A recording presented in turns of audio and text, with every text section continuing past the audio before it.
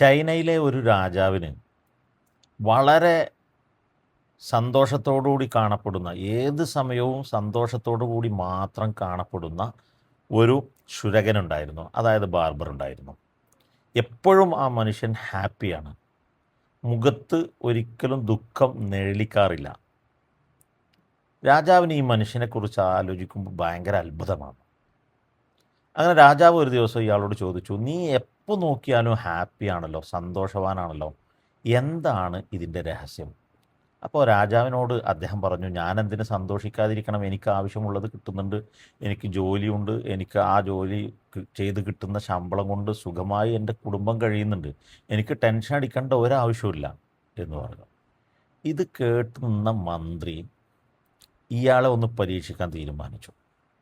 പിറ്റേ ദിവസം രാവിലെ ഇയാളുടെ വീടിൻ്റെ മുമ്പിൽ 99 സ്വർണ്ണ നാണയങ്ങളടങ്ങിയ ഒരു കിഴി കൊണ്ടുപോയി വെച്ചു. രാവിലെ വാതിൽ തുറന്നെഴുന്നേറ്റ് പുറത്തേക്ക് വന്ന ഈ ബാർബർ, അയാൾക്ക് ഈ കിഴിയാണ് കാണാൻ പറ്റിയത്. അയാൾ ആ കിഴി എടുത്ത് എണ്ണി നോക്കി, 99 സ്വർണ്ണ നാണയങ്ങൾ. എങ്ങനെ ഇത് ഇനി 100 എന്ന ചിന്തയായി. പിറ്റേ ദിവസം രാജാവിൻ്റെ അടുക്കലെത്തിയിട്ടുള്ള ഇയാളുടെ മുഖത്ത് വല്ലാത്ത ദുഃഖം തോന്നി. അപ്പോൾ രാജാവ് ചോദിച്ചു, എന്താ ഇന്നൊരു സങ്കടമുണ്ടല്ലോ മുഖത്ത്?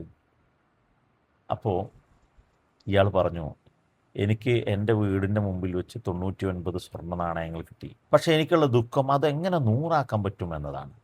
മനുഷ്യനെ സംബന്ധിച്ചിടത്തോളം എത്ര കിട്ടുകയാണെങ്കിലും അതിനെ വർദ്ധിപ്പിക്കുവാനുള്ള ശ്രമത്തിനിടയിൽ കിട്ടാതെ പോയ ഒരു സ്വർണ്ണ നാണയത്തിൻ്റെ പിന്നിൽ പോവുക എന്ന പൊതുവായ ഒരു സ്വഭാവമാണ് മനുഷ്യനിൽ കണ്ടുവരുന്നത്. സമ്പത്ത് വന്നു ചേർന്നിട്ടും പോരായ്മ മാത്രം ചിന്തിച്ച് അതിൻ്റെ പുറകെ ഓടി സന്തോഷം നഷ്ടപ്പെടുത്തുന്ന അവസ്ഥ, അതുതന്നെയല്ലേ നമ്മളിൽ അധിക പേർക്കും ഉണ്ടാവാറുള്ളത്.